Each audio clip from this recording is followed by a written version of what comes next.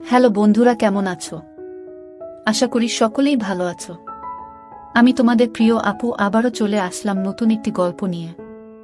গল্পটি শেষ পর্যন্ত শুনলে তোমাদের দাঁড়িয়ে যাবে। আমি আরমান, থাকি ঢাকার মহাখালীতে। আমার জীবনে ঘটে যাওয়া সম্পূর্ণ সত্যি কাহিনী আজ আপনাদের সামনে তুলে ধরছি। এখানে এক ফোঁটাও মিথ্যে নেই, সম্পূর্ণ ঘটনা বলবো। তাই প্রথমে একটু বোরিং লাগতে পারে, কিন্তু আসল সময়ে আপনি ব্যস্ত হয়ে পড়বেন খুশিতে।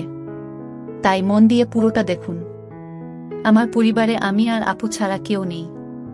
কেউ নেই বলতে আমাদের বাবা আছে, কিন্তু মা মারা গেছে আমার 11 বছর বয়সে। মা মারা যাবার পর বাবা আবার বিয়ে করেন।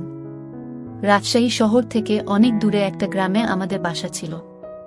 বাবার বিয়ে আমাদের ভালো লাগেনি, তাই তখনই আপু আমায় নিয়ে ঢাকা চলে আসে। আপু একটি প্রাইভেট হাসপাতালে একজন ডক্টর। ডক্টর বলে আমরা বেশ ভালোভাবে থাকি। আমিও আপু। আমার আপু খুবই সাদামাটা, সাদাসিধে ধরনের, প্রচুর বুদ্ধিমতী মেয়ে। ও বলতে ভুলেই গেছি, আমার বয়স 22 আর আপুর 29। আপু আমায় মা বাবার আদর দিয়ে বড় করেছে, সবসময় আগলে রেখেছে। তো ঘটনার সূত্রপাত হয়েছে খুবই নাটকীয়ভাবে। আমি ইন্টার শেষ করে বর্তমানে মেডিকেল বিএসসি করছি। আপুর যোগাযোগ থাকায় আপুর হাসপাতালেই সুযোগ পেয়েছি আমি। আপুর সাথে গাইনি ও প্রসূতি ওয়ার্ডে আমি ইন্টার্নি করছি। আমি সেখানে একমাত্র ছেলে। আপুর জন্য হয়েছে এসব আর কি। আপুর চোখের সামনে রাখতে পেরে আপু খুব খুশি। আপু আমায় খুব আগলে রাখে, কখনো দূরে যেতে দেয় না, ঘোরাঘুরি তেমন করতে দেয় না। একটা সময় মনে হতো আপুকে ফেলে যাই, কোথাও একা ছাড়ে না। কিন্তু আপু আমায় সব ভুলিয়ে দেয় তার আদরে। সারাদিন শেষে এসে বাসায় এসে যখন মনে পড়ে আপু ছাড়া আমার আর কেউ নেই, তখন আপুকে ছাড়া কিছুই ভাবতে পারি না জীবনে। আমার আপু সাধারণ পোশাকি মেয়ে, বাংলাদেশি মেয়ে হিসেবে থ্রিপিচুই পরে। মাঝে মাঝে সালোয়ার বাদ দিয়ে টাইস পরলেও ওড়না ছাড়া কখনো থাকে না। চশমা পরে আপু। অনেকে দেখলে সাবরিনার কথা মনে পড়ে যাবে তাদের। তবে আপুর চেহারায় সুইটনেস বেশি, যে কেউ দেখলে পাগল হতে বাধ্য। আপু বেশি টাইট ড্রেস না পরলেও তাকে সুন্দর লাগে প্রচণ্ড। তো ঘটনা খুব ধীর স্বভাবের ঘটে আমার জীবনে। কথায় আছে ভালো জিনিস দেরিতেই আসে। আমি সায়েন্স স্টুডেন্ট হওয়ায় শারীরিক সব সম্পর্কে জানা স্বাভাবিক, তার উপর মেডিকেল পড়ছি। তো একদিন হঠাৎ একটা ইমার্জেন্সি কেস এলো। একজন 19 বছর বয়সী মেয়ে জরায়ুর সমস্যায় ব্যথা নিয়ে এসেছে। তাকে এনে তাড়াহুড়ো করছে সবাই। সেদিন আবার নার্স ডাক্তার কম ছিল। তো আমাকে নিয়েই ওটিতে আপু ঢুকে গেল। সাথে আরও 2জন নার্স ছিল। আমরা সব ড্রেস পরে রেডি হয়ে ওটিতে যাই। আপু ঢোকার সময় বলল, আজ অনেক কিছু শেখার আছে, মনোযোগ দিয়ে খেয়াল করবি। যেই দেখি মেয়েটাকে শোয়ানো, খুব কান্না করছে। 2জন নার্স ওটি রেডি করছে। আমরা ঢুকতে আপু আগে মেয়েটার সামনে কপালে ছুঁয়ে দেখল। তারপর আমাকে বলল, ডক্টর আরমান, চেক হার পালস। আমি চেক করলাম, অনেক বেড়ে গেছে। সাধারণত এমন অবস্থায় অজ্ঞান করতে হয়। আপু গিভ হার এনেস্থিসিয়া। আমি এনেস্থিসিয়া রেডি করে হাতে দিতেই যাচ্ছি। এমন সময় আপু ধমক দিয়ে বলল, কি করছো এসব ডক্টর? পালস রেট বেড়ে গেলে হাতে দেওয়া যাবে না। Do it on her hip. আমি হা করে তাকিয়ে আছি আপুর দিকে। মেয়ে মানুষ, আমি কি করে দিব ভাবছি। তখন আপু আবার বলল, হারি আপ। আমি মেয়েটার দিকে তাকাতে মেয়েটা করুণ চেহারা নিয়ে আমায় দেখছে, যেন যা করি তাড়াতাড়ি করি। আপু আমায় তারপর দাঁড়িয়ে থাকতে দেখে একজন নার্সকে বলল এনেস্থিসিয়া দিতে। তখন এক সিনিয়র নার্স এসে আমার হাত থেকে এনেস্থিসিয়া নিয়ে ফিসফিস করে বলল, ভয় পেও না, দেখো। বলে সে মেয়েটার সালোয়ার নামিয়ে দিল। মেয়েটাকে দেখে ভালো উচ্চ পরিবারের মনে হচ্ছে। মেয়েটা কোনো বাধা দিচ্ছে তো নাই, উল্টো কোমর শূন্যে তুলে দিল যেন খুলতে সুবিধা হয়। প্রথমবার কোনো জীবিত মানুষ, তাও একটা মেয়েকে এমন দেখলাম। মেয়েটাকে নার্স আরো ঘুরিয়ে কাট করে এনেস্থিসিয়া দিয়ে দিল। এমন দেখে আমার বুক ধুকপুক করছিল। মেয়েটা এদিকে জ্ঞান হারিয়েছে। বাকি নার্স এসে দ্রুত আমায় অবাক করে দিয়ে মেয়েটার পুরো খুলে দিল। আমার খুব লজ্জা পাচ্ছিল। এমন সময় আপু আমার পাশে এসে দাঁড়ালো। লাল চোখ করে তাকিয়ে আছে। মাস্ক পরে থাকায় চোখ ছাড়া কিছু দেখছি না।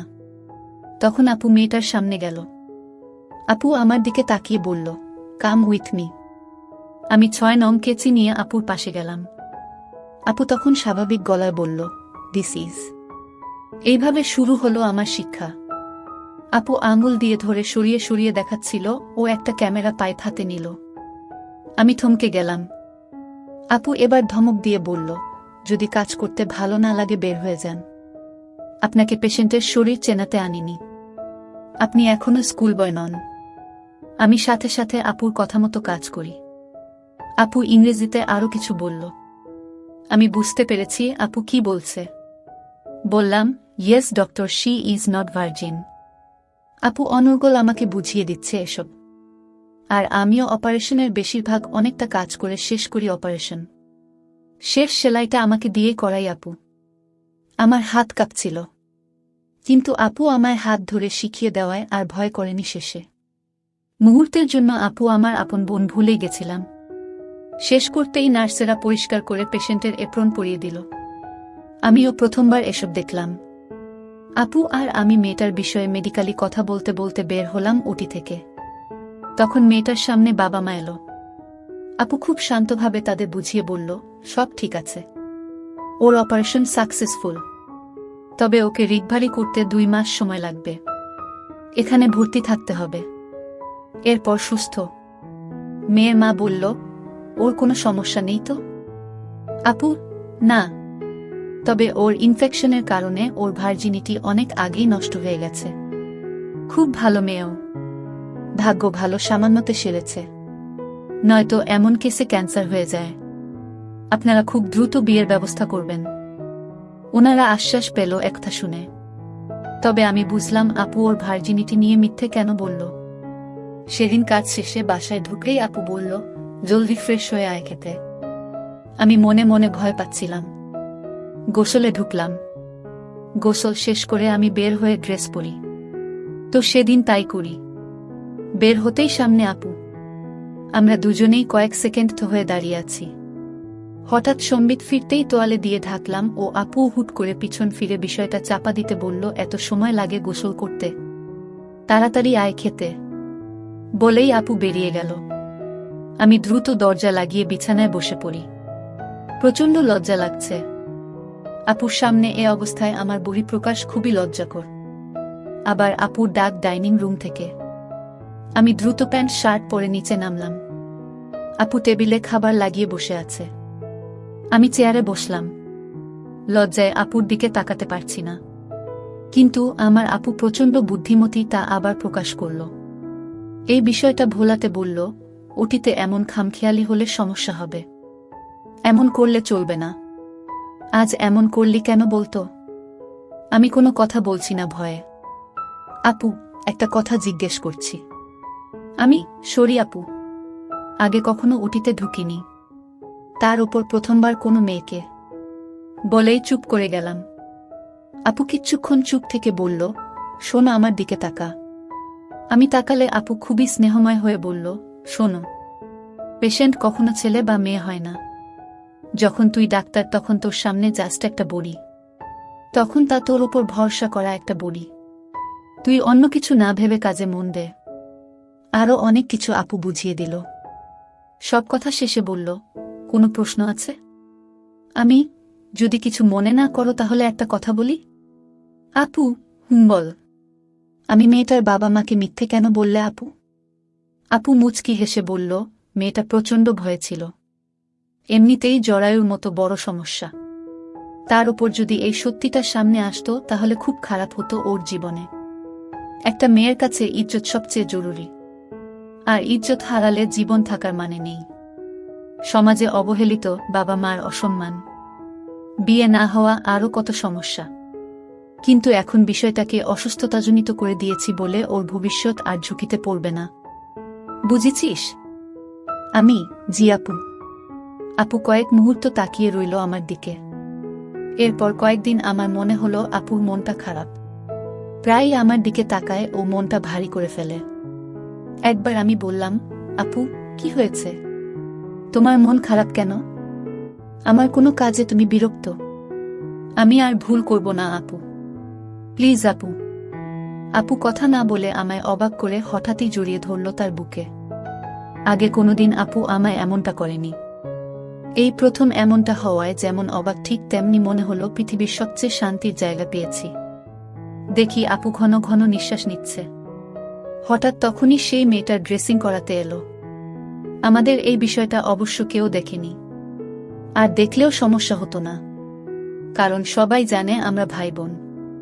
ভাই বোন জড়িয়ে ধরা স্বাভাবিক। কিন্তু আমি চমক থেকে সরতে পারছি না। আমরা ওটি রুমে যেতেই আপু বলল, ডক্টর আরমান, আজ আপনি ড্রেসিং করবেন। Prepare for dressing. আমি আপুকে আর কষ্ট দিতে চাই না বলে মন ঠান্ডা করে রেডি হয়ে শুরু করলাম। একদম প্রফেশনালি মেয়েটার সামনে গেলাম। মেয়েটা আপুর দিকে তাকালো। আপু বলল, he is a doctor, no problem. ডাক্তারের কাছে লুকানোর কিছু নেই। আপুর মন মতো কাজ করলাম ও একটা ভুলও করলাম না। সব শেষে মেয়েটা আপুকে বলল, ডক্টর, আপনার সাথে একটা গোপনীয় কথা ছিল। আপু, আমি জানি কি বলবে। রোগের কারণে বিষয়টা চাপা দেয়া গেছে। এমন অনৈতিক কাজ আর করো না। আর প্রোটেকশন ব্যবহার খুবই জরুরি। মেয়েটা আপুর হাত ধরে ধন্যবাদ জানালো। এরপর দিন মেয়েটার ড্রেসিং আমিই করিয়েছি। হঠাৎ মেয়েটার নজর খেয়াল করলাম সে আমায় দেখছে। আমি আপুকে বললাম, আমি আর মেয়েটার ড্রেসিং করতে চাই না। আপু, কেন? আমি এমনি। আপু শুনে খানিক বিরক্ত হয়ে আমার দিকে তাকিয়ে মুচকি হেসে বলল, আচ্ছা, আমি দেখছি। পরদিন থেকে আর মেয়েটার ড্রেসিং আমি করিনি। সাধারণত আমার ডিউটি ক্লাস সকাল 10টা থেকে। আপু আমার আগেই 8টায় যায়। তো হঠাৎ একদিন সকালে আমি হাসপাতালে গিয়ে আপুকে দেখে চমকে যাই। কারণ আপু আজ এক ভিন্ন নারী হয়ে আমার সামনে প্রকাশিত। আপু টাইট ফিটিং একটা সাদা 3 পিস পরা, যার কামিজ আপুর সচরাচর পরা কামিজ থেকে অনেক টাইট, আর সাথে সাদা টাইট টাইস পরেছে। আপুকে দেখে কখনোই আমি খারাপ কিছু মনে আনিনি বা আসেওনি। কিন্তু হঠাৎ আপুকে এই লুকে দেখে বুকে অজানা এক তীব্র কৌতূহল হতে লাগলো। কেন জানি না, শুধু আপুর দিকেই চোখ চলে যাচ্ছে আমার। আশেপাশের সবাই আপুকে নজরে চেখে চলেছে। পুরুষদের সামনে থাকার সময় আপুর ঝুঁকে আসার সময় বুকের দিকে তীক্ষ্ণ দৃষ্টি নিয়ে তাকায়। আমার এই বিষয়টা মোটেও ভালো লাগলো না। মনটা খারাপ হয়ে গেল। বাসায় এসে আমি আপুর সাথে কথা না বলেই রুমে গিয়ে শুয়ে পড়ি। রাতে খেতে ডাকলে আমি কোনো কথা না বলে খেয়ে চলে আসি রুমে। এদিকে আপুও এমনই ড্রেস নিয়মিত পরতে লাগলো। আপুর প্রতি কারো খারাপ নজর আমায় কেমন একটা রাগী করে তোলে। জ্বলন হয় বুকে। এমন চলতে চলতে হঠাৎ একদিন দেখি আপু আমায় আরো অবাক করে দিল। আপু এত টাইট কামিজ ও টাইস পরেছে যে বিগত কয়দিন তা কিছুই ছিল না। আমার বুকে অজানা এক ভালো লাগা কাজ করছিল। বারবার আপুর দিকে চোখ যাচ্ছিল। আমি কয়েকবার মনকে বোঝাতে চেয়েছি যে আমার বোনকে এভাবে দেখা যাবে না, কিন্তু চোখ সরে না। কিন্তু অন্যরা এমন নজর দেয় আমার বুক ফেটে যায়। তাই আমি খুব কষ্ট পাই। তো সেদিন বাসায় আসার পর আমি খেয়ে রুমে চলে যাই। কিছুক্ষণ পর দরজায় নক করল। আমি দরজা খুলতেই আপু। আমি মাথা নিচু করে আছি। আপুকে রে, কি হয়েছে তো? আমি কোনো কথা বললাম না। আপু আমাকে নিয়ে বিছানায় বসালো ও পাশে বসল। আপু, সমস্যা কি? কদিন ধরে মনমরা মনে হচ্ছে। আমি কিছু না আপু। আপু, কিছু তো একটা হয়েছে। আপুকে বলবি না? আমি কেমন যেন ভয়ডরহীন হয়ে বলতে লাগলাম। আমি তোমার দিকে সবাই কেমন খারাপভাবে তাকায়। আমার এটা ভালো লাগে না। আপু অনেকখানি বিস্মিত হয়ে বলল, মানে? আমি এই যে কদিন ধরে তুমি একটু ভিন্ন পোশাকে আছো, সবাই হা করে তাকিয়ে থাকে খারাপ নজরে। আমার ভালো লাগে না। আপু মুচকি হেসে বলল, এটা তোর সমস্যা। কেন, তোর এই ড্রেসে আমায় দেখতে বাজে লাগে? আমি না তো। আমি তো তা বলিনি আপু। তোমায় সব পোশাকেই দারুণ লাগে। কিন্তু হঠাৎ এমন দেখে আমার একটু অদ্ভুত লাগছে। আপু, তাহলে বাজে মেয়ে মনে হচ্ছে? আমি ছি। কি বলছো এসব আপু? তুমি আমার মা, বাবা, বোন, সবকিছু। তোমায় আমি বাজে কেন মনে করব? আর পোশাকের স্বাধীনতা সবার আছে। আমি শুধু। আপু আমার দিকে একটু এগিয়ে এসে গা ঘেঁষে বসল। হাতের ওপর হাত রেখে বলল, শোনো পাগল ছেলে, আমি জানি তুই আমায় খারাপ ভাবিস না। তোর মানসিকতা প্রশংসার যোগ্য। নারীদের সম্মান করিস দেখে ভালো লাগছে। শোনো একটা কথা, যে যেভাবে তাকাক তাতে সমস্যা নেই। আচ্ছা বলো, তোর কোনো নায়িকা বেশি পছন্দ? আমি লজ্জা পেলাম। আপু বলল, লজ্জার কিছু নেই, আমি কেট উইন্সলেট। আপু মুচকি হাসল প্রথমে, তারপর বলল, গুড চয়েস। আমারও। আমার দুজনের মিল আছে। তাহলে শোনো, যখন তার মুভি দেখিস, ফলো করিস, তখন কি তার সৌন্দর্য ভালো লাগে না? বিউটি ও হট লুকে যখন মুভি করে বা সোশ্যাল মিডিয়ায় আসে তখন ভালো লাগে না? আমি কিভাবে উত্তর দিব বুঝতে পারছি না। তখন আপু অভয় দিয়ে বলল, লজ্জা পাবি না, আমি তোর বোন। বোনের কাছে সব বলা যায়। আমি ভালো লাগে। আপুই তাই, সবার কাছেও এমন। একটা মেয়ে যখন হট লুকে প্রকাশ পায় মানুষ তো তাকাবেই। তাই বলে কতজনের তাকানো থামাবি? আর মানুষ সেটাই দেখে যেটা দেখার মতো, যা সুশ্রী বা বিশ্রী। এখন আমি তোর কাছে বিশ্রী বা সুশ্রী এটা তুই জানিস। আমি না আপু। তুমি দুনিয়াবি সবচেয়ে সুন্দরী। আমার পরি তুমি আপু। আপু তাই নাকি? এবার খুশি? আমি খুব খুশি। আপু তাহলে আপুকে একটা মিষ্টি হাঁক দে। বলল, তুই কখনো রাগ করে মনমরা হয়ে থাকবি না। আমার ভালো লাগে না। তুই আমার জীবনের সবকিছু। তোর জন্যই আমি এত কিছু করছি। তোর কোনো সমস্যা হলে কিছু লাগলে আমায় বলবি, আমি সব পূরণ করব। আমি বুঝলাম আপু আমায় খুব ভালোবাসে। ইদানিং আমায় বকেও না, খুব আদর করে। আর এই আলাপচারিতায় আমি আপুর অনেকখানি কাছে চলে এসেছি। এদিকে আমার মনে এক অনাকাঙ্ক্ষিত ইচ্ছে জেগে উঠল। বুঝলাম না কেন। আপু, এখন ঘুমা, কাল একটা অপারেশন আছে। আমি আচ্ছা। আপু চলে যাচ্ছে। দরজায় গিয়ে হঠাৎই আপু ফিরে চেয়ে মুখে একরাশ হাসি নিয়ে বলল, আমার ভেজা বেড়ালটা এখনো খুবই কিউট। বলেই আপু চলে গেল। আমি বুঝলাম না ভেজা বেড়াল কেন বলল। হয়তো আদরে ডেকেছে। কিন্তু না, মনে হচ্ছে অন্য কিছু। আমি এটা নিয়ে চিন্তা করতে করতে পাগল। 1 ঘন্টা ধরে ভাবছি, ঘুম আসছে না। আপুকে জিজ্ঞেস না করলে ঘুম হবে না। এর আগেও পড়ার জন্য আপুকে রাত বেড়াতে ঘুম ভাঙিয়ে জ্বালিয়েছি। তাই আমি আপুর রুমে গিয়ে নক করলাম। সাথে সাথে ভিতর থেকে শব্দ এলো, আসছি। প্রায় 2 মিনিট পর আপু দরজা খুলল। আপু বল, কি বলবি? আমি তুমি আমায় ভেজা বিড়াল বললে কেন? আপুর মুখে দুষ্টু হাসি। বলল, বুঝিসনি? আমি না, বলো না আপু। আপু গুনগুনিয়ে কিছু বলল। আমার আর বুঝতে বাকি রইল না আপু কিসের কথা বলছে। আমি সাথে সাথে লজ্জায় চলে এলাম ওখান থেকে। রুমে এসে খুব লজ্জা হচ্ছে। হঠাৎই মনে পড়ল আপুর কথা। আপু এমন দরজার ওপারে মাথা বের করে কথা বলল কেন, এটা ভাবতে লাগলাম। খেয়াল হলো আপু হাত বের করে দিয়েছিল। আপু তো সবসময় হাতাওয়ালা কামিজ পরে। আপুর হাত তো খোলা ছিল। তার মানে আপু। বিষয়টা মাথায় আসতেই খুব উত্তেজিত হয়ে গেলাম। চোখের সামনে আপুর লুকায়িত একটা কিছু ভাসতে লাগলো। আবার নিজেকে খারাপ মনে হলো, কি ভাবছি এসব নিজের বোনকে নিয়ে। সারাটা রাত ঘুমাতে পারছি না। হঠাৎ অনলাইনে ঘাটলাম বোনকে নিয়ে এসব চিন্তা আসছে কেন এমন ভেবে। মনে মনে আপুর প্রতি একটা পবিত্র ভালোবাসার আগ্রহ জন্মেছে। কি করব বুঝতে পারছি না। নানান চিন্তা করতে করতে ঘুমিয়ে গেলাম। পরদিন সকালে ঘুম থেকে উঠে টেবিলে রাখা খাবার খেয়ে নিলাম, যা প্রতিদিন আপু তৈরি করে রেখে যায়। আমাকে কখনো জাগায় না আপু এত সকালে। হাসপাতালে গিয়ে আপুকে খুঁজতে লাগলাম শুধু। দেখতে খুব ইচ্ছে করছে। অন্য রোগীদের নিয়ে কাজ করছি, তখন হঠাৎ একজন নার্স এসে বলল, ডক্টর সুমনা আপনাকে অপারেশন থিয়েটারে যেতে বলেছেন। আমি অপারেশন গাউন পিপি পরে চলে গেলাম। দেখি আপু ও অন্যান্য নার্স। আজকে রোগী একজন 30 বছরের মহিলা, যার কোনো বেবি হচ্ছে না, তাই অপারেশন। আমাকে দেখেই আপু মুচকি হাসল, তা মাস্কের নিচেও বোঝা যাচ্ছে। আপু, গিভ হার এনেস্থিসিয়া। মহিলার দিকে তখন ভালো করে তাকালাম।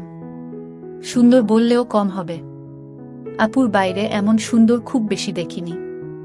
যেহেতু প্রাইভেট হাসপাতাল তাই এখানে বেশিরভাগ বড়লোকের আগমন। তাই যারা আসে তারা মরান হয়। তাকে ঘুরিয়ে অ্যানেস্থেসিয়া দিলাম, কিন্তু ঠিক মতো দেওয়া হলো না। আপু তবুও আজ কিছু বলল না। আগেও অনেকবার শিখিয়েছে আপু, এ পর্যন্ত প্রায় 25 জনকে দিয়ে। আমি অবাক হলাম বকা না খেয়ে। আজও আপু হাতে ধরে আমায় নিয়ে সকল কাজ শেষ করল। সেদিন বাসায় গিয়ে রাতে খাবার টেবিলে একটু ভয়ে ছিলাম, যদি আবার বকা দেয়। খেয়ে উপরে আসছি, তখন আপু বলল 10 মিনিট পর আমার রুমে আসিস। আপুর কণ্ঠ ভারী মনে হলো না, কিন্তু কেমন একটা ভয় কাজ করছে। আমি ঠিক সময় আপুর রুমে নক করলাম। আপু দরজা খুলতেই একটা ধাক্কা। আপুর ওড়না নেই। আপু, আয় ভিতরে আয়। দেখি আপুর বিছানায় একটা সিরিঞ্জ ও গ্লুকোজ টিউব। আমি, এগুলো কেন এখানে আপু? আপু, তোকে এতবার শিখিয়েও কোনো কাজ হচ্ছে না। আজ প্র্যাকটিস করবি।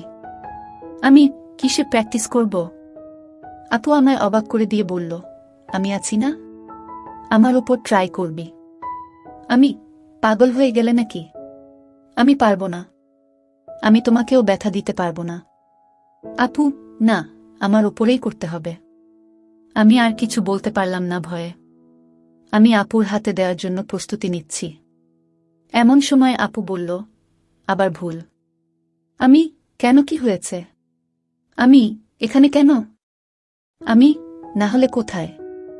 আপু, এতদিনে শিখাতে হবে কেথায় দিতে হবে? কোমরে দিতে হবে। আমি, এসব কি বলছো আপু? আমি তোমার গায়ে কেন হাত দিতে যাব? এক আপু বিছানা থেকে উঠে সব রেখে বলল, আচ্ছা তাহলে এরপর যেন আর ভুল না হয়। আপু কথাটা বলে সহজভাবে, কিন্তু একটা অসাফল্য প্রকাশ পেল কথায়। আমি রুমে গেলাম। আমার মনেও একটা আফসোস হলো, আপুকে এত ভালো লাগে। এমন একটা সুযোগ পেয়েও আমি মিস করলাম, যেখানে আপু নিজেই সব সুযোগ করে দিচ্ছিল।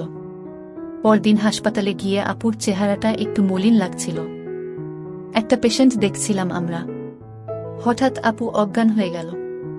আমরা দ্রুত ইমার্জেন্সি ওয়ার্ডে নিয়ে প্রাথমিক চিকিৎসা দিলাম, কিন্তু আপুর জ্ঞান ফিরল না। দ্রুত বিভিন্ন টেস্ট করিয়ে দেখি আপুর কিডনি দুটা নষ্ট হয়ে গেছে। 1 ঘন্টার মধ্যে অপারেশন না করলে মারা যাবে। আমি প্রচণ্ড ভয় পেয়ে যাই, কিন্তু ভাগ্য ভালো, একজন ডোনার পেয়ে যাই। অপারেশনে আমি সিনিয়র ডাক্তারকে বলে আমিও থাকার অনুমতি নিলাম, কারণ ডাক্তার তার নিজের লোকের অপারেশন করতে পারবে না। কারণ আপুর জন্য আমার খুব ভয় হচ্ছিল। আমি রেডি হয়ে অপারেশন শুরু হলো। নার্স এসে বলল, ডক্টর ম্যামের খুব ইচ্ছা ছিল আপনি এনেস্থেসিয়া ভালোমতো দেয়া শিখবেন, তার উপর ট্রাই করুন আপনি। ওটিতে আমি ছাড়া আর কোনো পুরুষ নেই। আমার এ সময়ে আর কোনো লজ্জা বা উত্তেজনা ছিল না। আপুকে বাঁচাতে হবে। আমি আপুর এপ্রন তুলে এনেস্থেসিয়া দিয়ে দিই। আপুর কিডনি দুটো বের করা হলো। কিডনি বের করার পর ডোনারের জন্য অপেক্ষা করছি। এমন সময় নার্স বলল, ডোনার পালিয়ে গেছে। সাথে সাথে মাথা নষ্ট হয়ে গেল। কি করব বুঝতে পারছি না। ডক্টর রূপা বলল, আর মাত্র 40 মিনিটের মধ্যে অপারেশন না হলে বাঁচানো সম্ভব না। আমি এক মুহূর্ত দেরি না করে বললাম, আমার রক্তের গ্রুপ 1 আপুর সাথে। আমি কিডনি দিব। ডক্টর রূপা, তোমার এই বয়সে এটা বড় ডিসিশন। ভেবে দেখো, তোমার আপু জানলে আফসোস করবে এটা নিয়ে। তোমার বাবা হওয়ার চান্স 1% থাকবে।